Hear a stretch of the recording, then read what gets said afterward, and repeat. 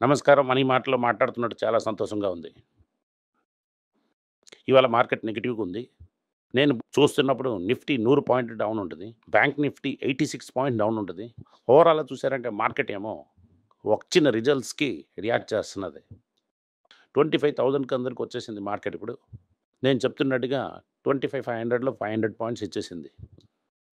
ఇంకో పెద్ద షాక్ వచ్చిందంటే 24,500కి మళ్ళీ ఎళ్ళిపోతుంది. ఇదే నేను చెప్పాను మీకు. మొదటి షాక్స్ ఏమో టీసీఎస్ ఇచ్చింది.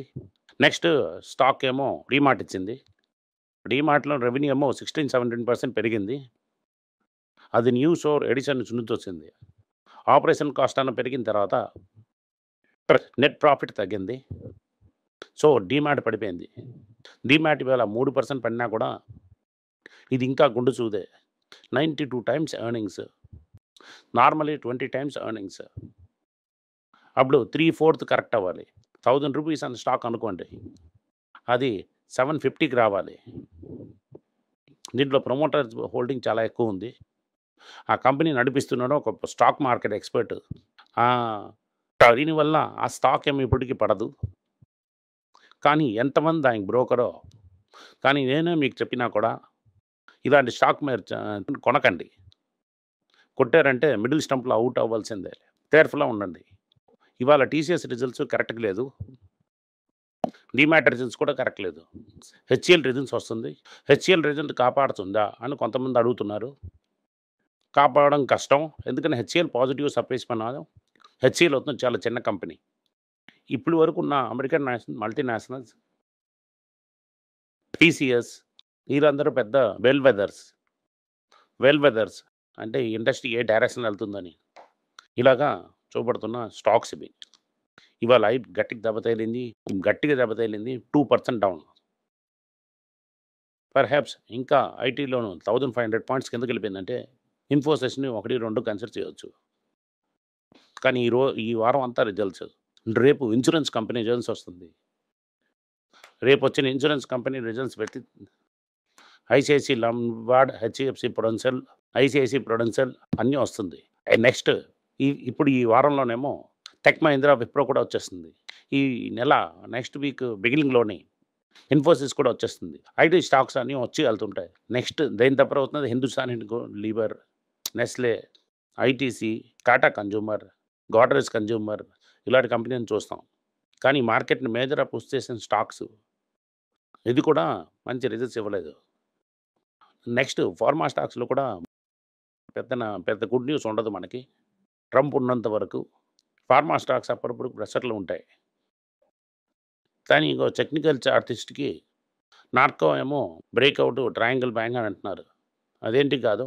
క్యూ1, క్యూ2 రిజల్ట్స్ బాగోదు. క్యూ1, క్యూ3 ఆల్సో బాగోదు. కొన్ని డెవలప్‌మెంట్ ద్వారా రిజల్ట్స్ బాగానే వస్తుంది. దీనివల్ల రూ. 1000 మీద పోయింది స్టాకు. కానీ ప్రాఫిట్ టేకింగ్‌లోని 972కి వచ్చేసింది. ఇదంతా మీరు షార్ట్ టర్మ్‌లో చూస్తున్నారు. ఇది లాంగ్ టర్మ్‌లో ఇది మంచి స్టాకు. 1, 2 కన్సిడర్ చేస్తారంటే కన్సిడర్ చేయండి. ఎందుకంటే ఇది సబ్ 10 పీఈ స్టాకు. పీఈ మధ్యలో కొద్దిగా డిప్ అవుతుంది నెక్స్ట్ ఇయర్. ప్రివెల్మెంట్ ఏమో సెమీ గ్లూటెన్‌ని రీప్లేస్ చేయడానికి టైం అవుతుంది. ఇలాగ రీప్లేస్ అవుతున్న టైంలోనే మీరు, నేను ఇలాంటి స్టాక్ కన్సిడర్ చేయడానికి అవకాశాలున్నాయి. నెక్స్ట్ 1 ఇయర్‌కి నాట్కో ఫార్మాలో బయింగ్ ఆపర్చునిటీ ఉంటుంది. బోర్ అయిపోయిందని చెప్పకండి. నెక్స్ట్ సిప్లా ఏం చెప్పారంటే ఆళ్ళ తాలూకా యాన్యువల్ రిపోర్ట్‌లని మేము కూడా వెయిట్ మేనేజ్మెంట్ థెరపీకొచ్చేస్తాం. మేము కూడా డయాబెటిస్ ఇస్తామని. ఇవాళ ఇంతవరకు రెస్పిరేషన్, సెంట్రల్ నర్వస్ సిస్టమ్ చూస్తున్న సిప్లా కూడా వెయిట్ మేనేజ్మెంట్, డయాబెటిక్స్‌లో దిగింది. ఇప్పటికైనా మనం చీప్‌గా అది కన్సిడర్ చేసాం. ఇది లోన్ ఉంచాం. ఫార్మా స్టాక్స్ ఇప్పటికి ప్రెషర్‌లో ఉంటాయి. అమెరికా డీల్ ముడిచిన వరకు. అమెరికా డీల్ అంటే జ్ఞాపకం వస్తున్నది.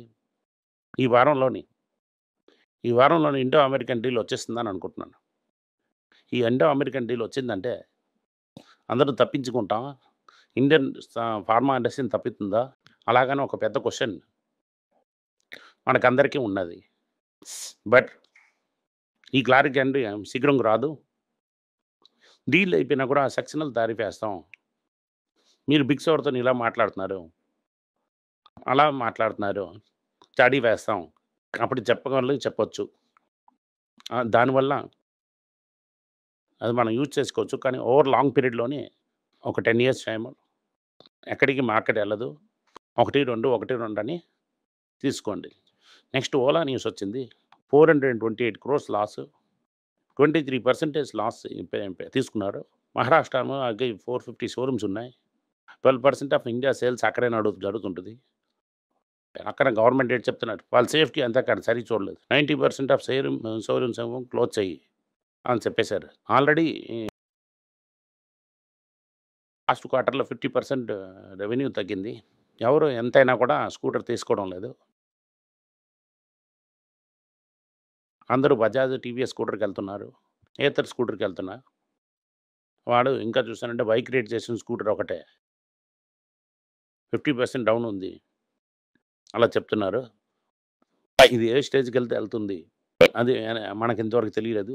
బోయింగ్ కన్సర్న్ కూడా ఉండదని ఆడిగారే మళ్ళీ మళ్ళీ వార్న్ చేస్తున్నారు. దాంటప్పటిది కూడా మనం మంగాత ఆడుతున్నాం అనుకోండి. అది మన తప్పు. మీ దగ్గర ఓలా ఉంది. అంటే పేటీఎం లాగా నష్టానికి భయపడకుండా థాంక్ యూ వెరీ మచ్. తప్పు చేసేసాను. మేము వచ్చిన లాభంలో అడ్జస్ట్ చేయిస్తాను. అలాగని చొలిపోవడం మంచిది. అది మనకి మంచిది. వాడికి కూడా మంచిది.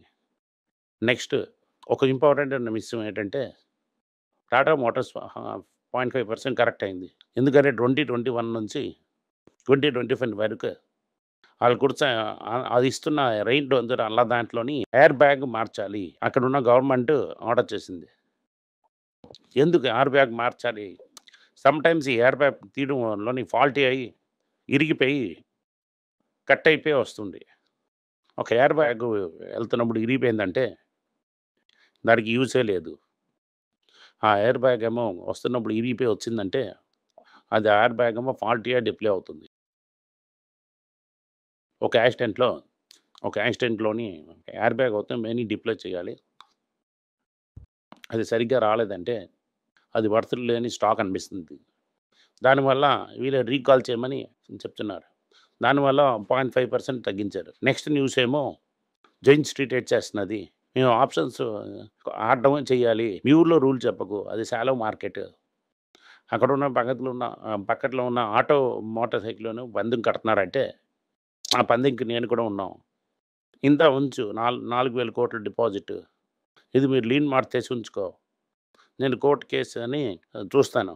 ఇప్పటికి నాకు వదిలేయి. నేను ఆటలో నాకుంచు. అలాగని చెప్పి జైన్ ఇచ్చారంట. దానివల్ల ఈ వర్షంలోనే భయంకరంగా పైన స్టాక్ ఎళ్తూనే ఉంది. $100 బిలియన్ పైకెళ్ళిపోయింది. భయంకరమైన అమౌంట్ ఎఫ్‌డిఐ పైనకెళ్ళినా కూడా చూస్తూనే ఉన్నాం. జూలైలో కూడా ఇది నియర్లీ 1000 క్రోర్స్ మీద ఎఫ్‌బిఐ పైనకెళ్ళింది. ఎస్‌బిఐకి శీఘ్రంగా సేఫ్టీ ఇచ్చిన పొడుపు మన తరగ domestic institution investors, mutual fund investors ఎళ్ళారు. అదే సమయంలోనే ఆర్‌బిఐ డాలర్ అమ్మి అంకెలకల్లా టాటా చెడగొడుతున్నారు. ఇవాళ మార్నింగ్ రూపాయి చూసామంటే 85, 96లో ఉంటది. నేను మళ్ళీ మీకు చెప్తుందేంటంటే, సరైన యాక్ట్ మ్యూచువల్ ఫండ్‌లో సరిగ్గా చూసేయండి. మీ కారు తీసుకొని మంగత ఆడుతున్నోళ్ళతోని ఎయకండి. ఏసారంటే వేసిన పనం మళ్ళీ రిటర్న్ రాదు. అలాగని చెప్తున్నాను. నెక్స్ట్ మీకు మెయిన్‌లీ చెప్పవలసిందేంటంటే, టీసీఎస్ తాలూకా సీఎఫ్ఓ ఏం చెప్పారు? మీరు ప్రాఫిటబిలిటీ కూడా పెంచాలి. అట్ ది సేమ్ టైమ్ ఏమో మీరు ఎంప్లాయీకి హైక్ కూడా ఇవ్వాలి. ఇది మ్యూచువల్లీ అపోజిట్ ఆబ్జెక్టివ్స్. కానీ ఈ రెండిటిని మనం ఎంత శీఘ్రంగా ఫేస్ చేస్తున్నాం అంత మంచిదని భారతీయ సుగర్‌గా చెప్పినా కూడా పర్సనల్ బెనిఫిట్ ఏమో ఎంప్లాయీకి ఇవ్వలేదు. ఎందుకంటే డబ్బులు లేవు. మార్జిన్ లేదు. మార్జిన్ సాక్రిఫైస్ చేస్తా అంటే డివిడెండ్ కూడా సాక్రిఫైస్ అవుతుంది.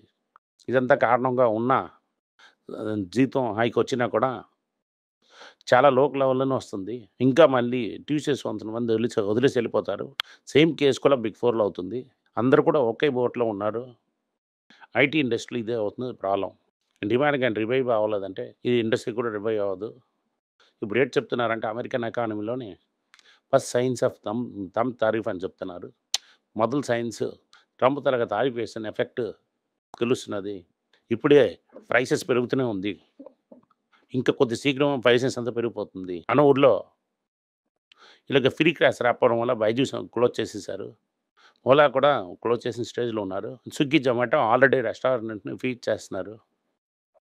మార్నింగ్ కాంటెస్ట్‌లో కూడా మార్నింగ్ ఒక ఆర్టికల్ వచ్చింది. ఇలాగే రెస్టారెంట్ ఓనర్ తెలియకుండా అడ్వర్టైజ్‌మెంట్ చేయడం, డిస్కౌంట్ ఇవ్వడది. అలాగని చేసి ఎలాగైనా రెవెన్యూ పెంచాలని స్టేజ్‌లో ఉన్నారు. ఇది అంతా అన్‌సస్టైనబుల్ బిజినెస్. ఇదంతా వైప్ ఔట్ అయిపోతుంది. ఇవాళ ఇదే న్యూసు. పటాస్ లిస్ట్ అంతా డిఫెన్సివ్‌గా ఉన్నది.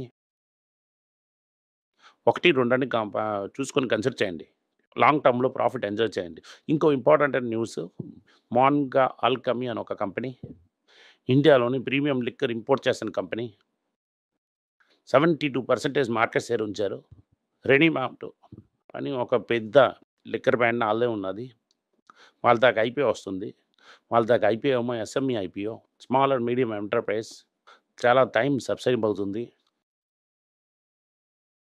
కానీ మార్కెట్ కండిషన్స్ ఎలాగుంటుందని తెలీదు. ప్రమోటర్ గురించి అంత తెలీదు. ఆళ్ళొక ట్రేడరే. ఓన్లీ కొనేసి అమ్ముతారు. ఎంత మార్జిన్ ఉంటదని అది తెలీదు మనకి. మీకు ఇంట్రెస్ట్ ఉందా అనంటే మీ ఇష్టం. మీరు తీసుకోండి. ఈ కేసీఎఫ్ రికవరీ ఇండియాలో చాలా స్ట్రాంగ్ ఉన్నదని